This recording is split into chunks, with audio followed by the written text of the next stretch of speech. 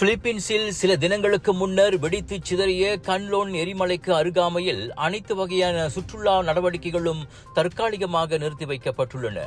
பொதுமக்கள் மற்றும் சுற்றுப்பயணிகளின் பாதுகாப்பு கருதி அந்த நடவடிக்கை எடுக்கப்பட்டுள்ளது.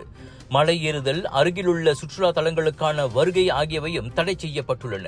வெளிநாட்டு சுற்றுப்பயணிகள் நிலைமையை புரிந்து நடந்து கொள்வார்கள் என எதிர்பார்ப்பதாக உள்ளூர் அதிகார தரப்பு கூறியது. எனினும் இதுவரை சுற்றுப்பயணிகள் எவரும் சம்பவ இடத்தில் சிக்கிக் கொண்டதாக தகவல் இல்லை என தெரிவிக்கப்பட்டுள்ளது.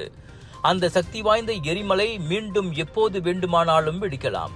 எனவே மக்களின் பாதுகாப்பு கருதி முன்னெச்சரிக்கை நடவடிக்கை எடுக்க வேண்டியது அவசியம் என பிலிப்பீன்ஸ் அரசு கூறியது.